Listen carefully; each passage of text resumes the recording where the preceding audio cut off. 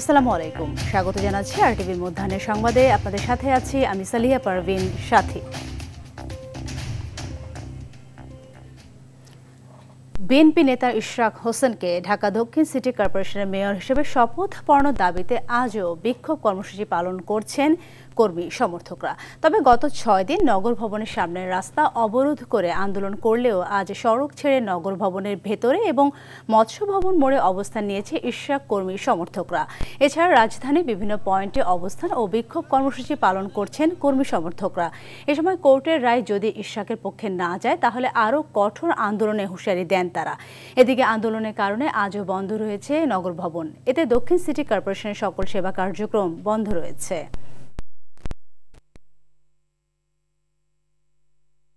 ওনাকে যদি প্রশাসনের দায়িত্বে না বসানো হয় তাহলে আমাদের কার্যক্রম সুষ্ঠুভাবে চলবে না। এটার মনিটরিং করার মতো বর্তমান কেউ। যতদিন পর্যন্ত আদালতের রায়ের আলোকে গেজেট প্রকাশের পর শপথ না হবে ততদিন পর্যন্ত ঢাকা দক্ষিণ সিটি কর্পোরেশন এই জনগণ তাদের যৌক্তিক আন্দোলন নিয়ে মাঠে থাকবে। দর্শক, এই মুহূর্তে মৎস্য ভবনের সামনে আছেন সহকর্মী সাকিবুর রহমান। এই বিষয়ে আরও তথ্য জানতে আমরা সরাসরি যুক্ত হচ্ছি তার সাথে।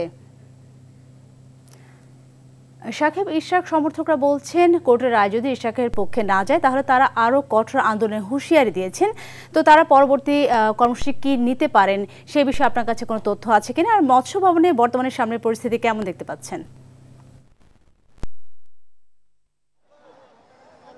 সাথী, আসলে পুরো মৎস্য ভবন এলাকা কিন্তু তারা অবরোধ করে রেখেছে। অবরোধ করে তারা বিভিন্ন ধরনের স্লোগান দিচ্ছেন। বিশেষ করে ইশরাক হোসেনকে মেয়র পদে বসানোর দাবিতে তারা এই আন্দোলন করছে। বিগত 8 দিন যাবৎ, আজকে কিন্তু 8ম দিন তাদের এই আন্দোলন। তারা এই কয়দিন নগর ভবনের সামনে আন্দোলন করলেও কিন্তু আজকে অবস্থান নিয়েছে মৎস্য ভবনের সামনে, এবং মৎস্য ভবন থেকে কিন্তু যমুনার যে অভিমুখে রাস্তাটি রয়েছে সেখানেও তারা অবস্থান নিয়েছেন এবং তারা ইশরাক হোসেনকে মেয়র পদে বসানোর দাবি জানাচ্ছেন। এই সময় কিন্তু এই যে পুরো অঞ্চলের যান চলাচল একেবারে বন্ধ হয়ে গিয়েছে। এর পাশাপাশি তার কর্মী সমর্থক যারা রয়েছেন তারা কিন্তু নগর ভবনেও কিছু অবস্থান নিয়েছে। নগর ভবনের সামনের রাস্তায় অবস্থান না নিলেও নগর ভবনের ভিতরে তারা বিভিন্ন ধরনের ঝটিকা মিছিল করছে, এবং যেখানকার যারা কর্মচারী রয়েছে, বিশেষ করে মশক কাজে যারা নিয়োজিত থাকে, পরিচ্ছন্নতা কর্মী যারা থাকে, তারা কিন্তু বলেছেন যে গতকালকে যে কর্মসূচি তাদের দেয়া ছিল যে আজ 10টার মধ্যে তাকে মেয়রের শপথ না নেওয়া হলে তারা সব ধরনের কার্যক্রম বন্ধ রাখবে। সেটি কিন্তু হয়েছে। সকালবেলা মশক কর্মসূচির যে অংশ হিসেবে তারা যে স্প্রেগুলো দিয়ে থাকে সেগুলো তারা বন্ধ রেখেছেন, এবং পাশাপাশি পরিচ্ছন্নতা কর্মীরা বলছেন তারাও সব ধরনের কাজ বন্ধ রাখবেন যতক্ষণ পর্যন্ত না ইশরাক হোসেনকে মেয়রের পদে বসানো না হবে। এছাড়াও মৎস্য ভবনে আমরা দেখছি বিভিন্ন স্লোগান দেওয়া হচ্ছে তাকে। এখানে যারা এসেছেন তারা বলছেন যে দ্রুত সময়ের মধ্যে তাকে মেয়রের পদে বসাতে হবে, যেহেতু নির্বাচন কমিশন থেকে একটি গেজেট দেওয়া হয়েছিল সেই অনুযায়ী তাকে মেয়র পদে বসানোর দাবি করছেন। আমরা একটু 2-1 সাথে কথা বলতে চাই। একটু বলবেন আপনাদের কি দাবি নিয়ে আপনারা এখানে এসেছেন? এখানে এসেছি ইশরাক হোসেন, আসলে কথায় আছে যে জনতা না ক্ষমতা। আমরা সেই জনতার দাবি নিয়ে, যে জনতার মেয়র যাকে বলা হয় ইশরাক হোসেনকে, তাকে অনতিবিলম্বে যাতে মেয়র হিসাবে তাকে শপথ গ্রহণ করানো হয় সেই দাবি নিয়েই আমরা এই রাজপথে দাঁড়িয়েছি। যতক্ষণ পর্যন্ত এই দাবি না মেনে নেবে আমরা অনতিবিলম্বে এই উপদেষ্টাকে বলবো, আসিফ মাহমুদ সজীব ভুঁইয়াকে, আপনাকে সম্মান রেখেই বলছি মাননীয় উপদেষ্টা, আপনার দ্রুত আইনি যতগুলো জটিলতা আছে এই জনগণের দিকে তাকিয়ে আপনি দ্রুত তাকে শপথ গ্রহণের জন্য যা যা প্রক্রিয়া দরকার সেগুলো গ্রহণ করুন। আসলে যেটি শুনছিলেন যে তারা চাচ্ছেন যে দ্রুত সময়ের মধ্যে যেন ইশরাক হোসেনকে মেয়র পদে বসানো হয়, সেই দাবিতেই কিন্তু এখন মৎস্য ভবনে তাদের আন্দোলন চলছে। তো এই ছিল আমার কাছে মৎস্য ভবন থেকে সর্বশেষ। সাথী, অসংখ্য ধন্যবাদ আপনাকে। নির্বাচন কমিশন পুনর্গঠন ও স্থানীয় সরকার নির্বাচনের দাবিতে নির্বাচন কমিশনের সামনে বিক্ষোভ সমাবেশ করছে জাতীয় নাগরিক পার্টি এনসিপি। জাতীয় নাগরিক পার্টির এই বিক্ষোভ কর্মসূচিকে কেন্দ্র করে নির্বাচন ভবনের আশেপাশে 5 স্তরের নিরাপত্তা জোরদার করেছে নির্বাচন কমিশন। গতরাতে সংবাদ সম্মেলনে দলটির আহ্বায়ক নাহিদ ইসলাম বলেছেন, নির্বাচন কমিশন পক্ষপাতমূলক আচরণ করছে, তাই কমিশনের ওপর ভরসা রাখতে পারছেন না তারা। এ সময় দ্রুত নির্বাচন কমিশন পুনর্গঠনেরও দাবি জানান তারা। নির্বাচন নিয়ে কোনো দ্বিমত নেই, তবে বর্তমান পরিস্থিতিতে স্থানীয় সরকার নির্বাচন দেওয়াও জরুরি। এ সময় গণপরিষদ ও জাতীয় নির্বাচনের তারিখ ঘোষণারও দাবি জানান তিনি।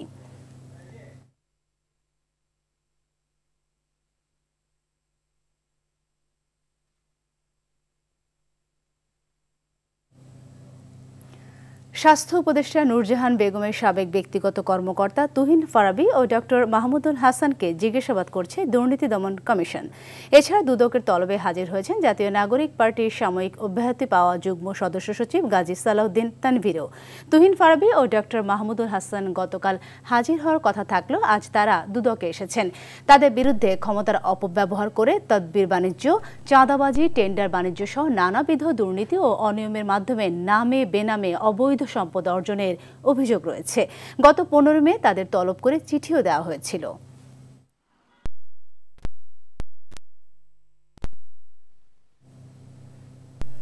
পবিত্র ঈদুল আজহা ঘিরে ট্রেনের টিকিট অগ্রিম বিক্রি শুরু হলো আজ। যাত্রীদের সুবিধার্থে এবারও শতভাগ আসন অনলাইনে বিক্রি করা হবে। রেল কর্তৃপক্ষ জানায়, পশ্চিমাঞ্চলে চলাচলের সব আন্তনগর ট্রেনের টিকিট সকাল 8টায় এবং পূর্বাঞ্চল চলাচল করা সব ট্রেনের টিকিট দুটোই বিক্রি শুরু হবে। ঈদের আগে আন্তনগর ট্রেনের 31 মে তারিখের টিকিট বিক্রি হবে 21 মে, 1 জনের টিকিট বিক্রি হবে 22 মে, 2 জনের টিকিট বিক্রি হবে 23 মে, 3 জনের টিকিট বিক্রি হবে 24 মে, 4 জনের টিকিট বিক্রি হবে 25 মে, 5 জনের টিকিট বিক্রি হবে 26 মে এবং 6 জনের টিকিট বিক্রি হবে 27 মে। ঈদের পরে ফিরতি যাত্রার টিকিট বিক্রি শুরু হবে 30 মে থেকে। টিকিট ছাড়া মাত্র 2 মিনিটের মধ্যে শেষ হয়ে যায়। এটা আসলে আমরা প্রচুর যাত্রী হিসেবে হতাশ, কারণ এইভাবে আমরা টিকিট কেটে কোথাও যেতে পারি না। দেশ ও জনগণের প্রয়োজনে বিমান বাহিনীর অবস্থান আগামী দিনগুলোতে আরও সুদৃঢ় ও সুসংহত হবে বলে মন্তব্য করেছেন নৌবাহিনীর প্রধান অ্যাডমিরাল এম নাজমুল হাসান। সকালে যশোরের বাংলাদেশ বিমান বাহিনীর একাডেমিতে গ্রীষ্মকালীন রাষ্ট্রপতি কুচকাওয়াজে প্রধান অতিথির বক্তব্যে তিনি মন্তব্য করেন। এ সময় তিনি সদ্য কমিশনপ্রাপ্ত কর্মকর্তাদের সাফল্য কামনা করেন। এই কুচকাওয়াজের মাধ্যমে একজন মহিলা অফিসার ক্যাডেট সহ মোট 45 জন অফিসার ক্যাডেট কমিশন লাভ করেন। অফিসার ক্যাডেট একাডেমির senior under officer Mohammad Mutasim Billah Tanim আনুষ্ঠানিক কুচকাওয়াজে নেতৃত্ব প্রদান করেন। কুচকাওয়াজ শেষে বিমান বাহিনী একাডেমির বিভিন্ন প্রকার বিমানের মনোজ্ঞ ফ্লাইপাস্ট, আকর্ষণীয় অ্যারোবেটিক ডিসপ্লে এবং বিমান বাহিনীর চৌকস প্যারাট্রুপারদের হেলিকপ্টার হতে দৃষ্টিনন্দন প্যারা জাম্পিং অনুষ্ঠিত হয়। প্রিয় নবীন কর্মকর্তাবৃন্দ, আজ থেকে তোমাদের উপরও আমাদের প্রিয় মাতৃভূমির স্বাধীনতা ও সার্বভৌমত্ব রক্ষার মহান দায়িত্ব অর্পিত হলো। ব্যক্তিগত অর্জনের চেয়ে বিমান বাহিনী ও দেশ যেন তোমাদের চিন্তা চেতনায় সবসময় প্রাধান্য পায়, সেই প্রচেষ্টা সবসময় জারি রাখতে হবে। স্থানীয় সরকার, পল্লী উন্নয়ন ও সমবায় উপদেষ্টা আসিফ মাহমুদ এবং তথ্য উপদেষ্টা মাহফুজ আলমের পদত্যাগ চেয়েছেন বিএনপি নেতা ইশরাক হোসেন। সামাজিক যোগাযোগ মাধ্যম ফেসবুকে দেওয়া এক পোস্টে আহ্বান জানান তিনি।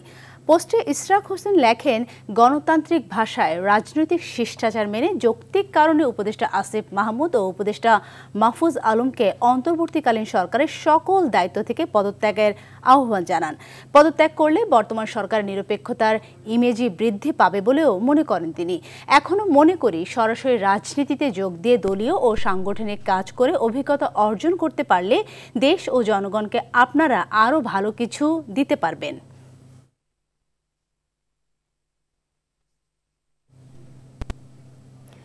সিলেটে বৃষ্টি ও পাহাড়ি ঢল অব্যাহত রয়েছে। এ অবস্থায় সীমান্তবর্তী 4 উপজেলার নিম্নাঞ্চল প্লাবিত হওয়ার সম্ভাবনা থাকলেও আবহাওয়া অধিদপ্তর বলছে, আগামী 3 দিনের মধ্যে সুরমা ও কুশিয়ারা পানি বিপদসীমার অতিক্রম করার কোনো সম্ভাবনা নেই। পানি উন্নয়ন বোর্ডের নির্বাহী প্রকৌশলী মামুন হাওলাদার জানান যে বৃষ্টিপাত হচ্ছে তা বর্ষা মৌসুমের স্বাভাবিক চিত্র। এতে নদীর পানি বাড়লেও তা বিপদসীমার অনেক নিচ দিয়ে প্রবাহিত রয়েছে। কুড়িগ্রামে বৃষ্টি আর উজানের ঢলে তিস্তার পানি বৃদ্ধি পেলেও বিপদসীমার অনেক নিচ দিয়েই প্রবাহিত হচ্ছে। কিছুটা পানি বাড়ায় নিম্ন চরাঞ্চলে কৃষি জমি পানিতে তলিয়ে গেলেও সার্বিক বন্যা পরিস্থিতির সৃষ্টি হয়নি। এদিকে শেরপুরে মঙ্গলবার বিকেল থেকে কোনো বৃষ্টি না হয় বন্যা পরিস্থিতির উন্নতি হয়েছে। পাহাড়ি নদী সোমেশ্বরী, মহারশী, চেল্লাখালী এবং ভোগাই নদীর পানিও কমে বিপদসীমার নিচ দিয়ে প্রবাহিত হচ্ছে। কয়েকদিনের টানা বৃষ্টি এবং ভারতের মেঘালয় ও আসামে অব্যাহত বর্ষণের কারণে জেলার নদ নদীর পানি বৃদ্ধি পাচ্ছিল।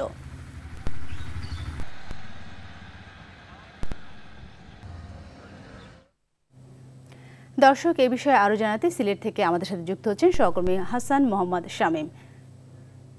শামীম, জানাবেন সিলেটে অব্যাহত বৃষ্টিপাতের বিষয়ে আবহাওয়া অধিদপ্তর কি বলছেন, আর সেখানকার সর্বশেষ পরিস্থিতি একটু আমাদের সামনে তুলে ধরবেন। ধন্যবাদ সাথী। আসলে যেমনটা বলছিলেন, সিলেট কিন্তু একটা নদী বেষ্টিত শহর এবং এই শহরের মানুষজন আসলে যখন নদীর পানি বৃদ্ধি পায় তখন স্বাভাবিকভাবেই কিন্তু এখানে বন্যার একটা আশঙ্কা দেখা দেয়। আপনাকে একটু বন্যাটি হয়েছিল, সেই বন্যার সূত্রপাত কিন্তু এই মে মাসে হয়েছিল এবং আরেকটি মে মাস যখন এসেছে পাশাপাশি পাহাড়ি যে উজান ঢল আছে সেই উজান ঢলের কারণে এখানে বন্যার একটা উদ্বেগজনক পরিস্থিতি তৈরি হয়েছে এবং বন্যা পূর্বাভাস কেন্দ্র তারা এটা জানিয়েছেন। আসলে যেটা আপনি বলছিলেন যে বর্ষাকালে যে বৃষ্টিপাত সেটা একটা স্বাভাবিক প্রক্রিয়া, তারপরেও কিন্তু এখানকার মানুষের মধ্যে একটা উদ্বেগ তৈরি করছে এবং গত 24 ঘন্টায় সিলেটে 216 মিলিমিটার বৃষ্টিপাত হয়েছে লালাখার এলাকাতে এবং আমি যে সিলেট অঞ্চলে আছি সেখানে 96 মিলিমিটার বৃষ্টিপাত হয়েছে এবং এই অব্যাহত বৃষ্টিপাতের কারণে নদীর পানির উচ্চতা কিছুটা বৃদ্ধি পেয়েছে, তবে এখনো পর্যন্ত বিপদসীমা অতিক্রম করেনি এবং আমি যে পয়েন্টটিতে দাঁড়িয়ে আছি সিলেট পয়েন্ট সুরমা নদীর, সেই সিলেট পয়েন্টে 36 মিলিমিটার কিন্তু 36 ইঞ্চি বৃদ্ধি পেয়েছে এখানকার যে নদীর পানির উচ্চতা এবং সব মিলিয়ে আসলে মানুষজন আশঙ্কা করছেন যদি আবারও বন্যার প্রাদুর্ভাব দেখা দেয় তাহলে কিন্তু এখানকে অনেকটাই ভোগান্তিতে পড়তে হবে। তবে এখনো পর্যন্ত আসলে স্বাভাবিক যে বৃষ্টিপাত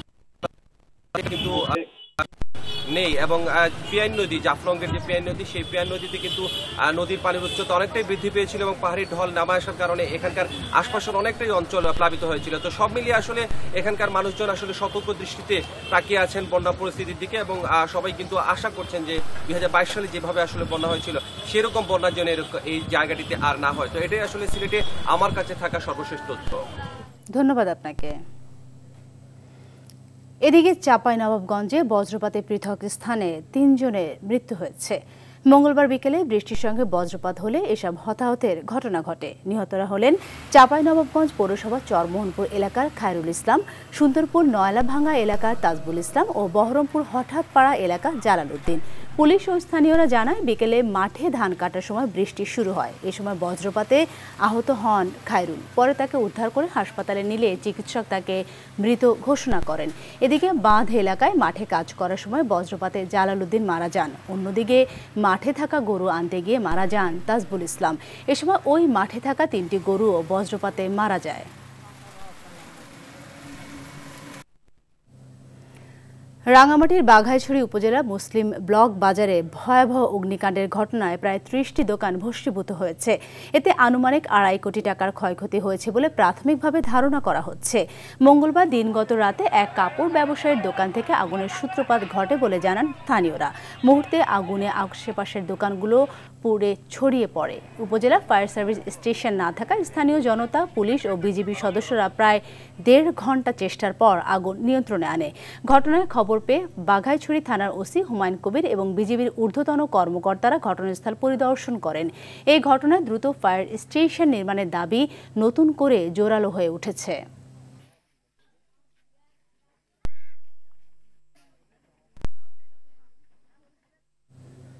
এবারে আন্তর্জাতিক প্রসঙ্গ। গাজায় নতুন করে ইসরায়েলে আগ্রাসনের জেরে দেশটির সঙ্গে সব ধরনের মুক্ত বাণিজ্য আলোচনা স্থগিত করেছে যুক্তরাজ্য। এই হামলাকে অসহনীয় আখ্যা দিয়ে ইসরায়েলের রাষ্ট্রদূতকেও তলব করেছে দেশটি। গাজার বিপর্যয় এমন পর্যায়ে পৌঁছেছে যা সহ্য করার মতো না, এমন মন্তব্য করেছেন যুক্তরাজ্যের প্রধানমন্ত্রী কিয়ার স্টারমার। এদিকে গাজার বিপর্যয়কর পরিস্থিতির প্রেক্ষাপটে ইসরায়েলের সঙ্গে রাজনৈতিক ও অর্থনৈতিক সম্পর্ক রাখবে কিনা পর্যালোচনা করার ঘোষণা দিয়েছে ইউরোপীয় ইউনিয়ন। ইসরায়েলের অনাহার নীতির ফলে গেল 2 মার্চ থেকে গাজায় মৃত্যুবরণ করেছে অন্তত 326 ফিলিস্তিনি। জাতিসংঘ বলছে ইসরায়েল সীমিত আকারে মানবিক সহায়তা শুরু করার অনুমতি দেওয়ার একদিন পরেও গাজায় কোনো ত্রাণ বিতরণ করা হয়নি। ফলে সেখানে দুর্ভিক্ষের মুখে পড়েছেন বহু মানুষ। সৃষ্টি হয়েছে মানবিক সংকট।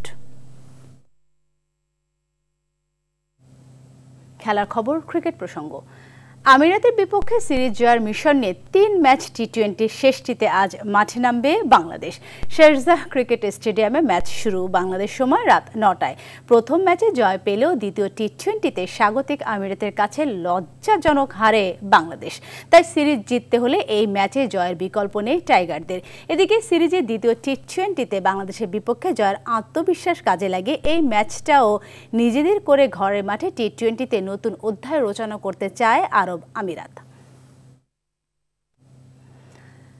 সালমান আলী আগাকে অধিনায়ক করে বাংলাদেশের বিপক্ষে আসন্ন 3 ম্যাচ টি-20 সিরিজের জন্য 16 সদস্যের দল ঘোষণা করেছে পাকিস্তান ক্রিকেট বোর্ড। লাহোরে গাদ্দাফি স্টেডিয়ামে অনুষ্ঠিত হবে সিরিজটি। এই সিরিজের সহ অধিনায়কের দায়িত্ব পালন করবেন শাদাব খান।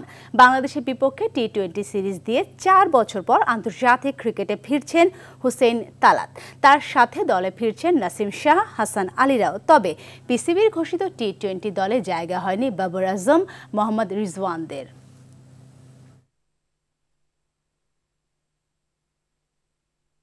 মধ্যাহ্নের সংবাদ এ পর্যন্তই। দুপুরের সংবাদ 2:45 দেখার আমন্ত্রণ রইল। ধন্যবাদ সবাইকে।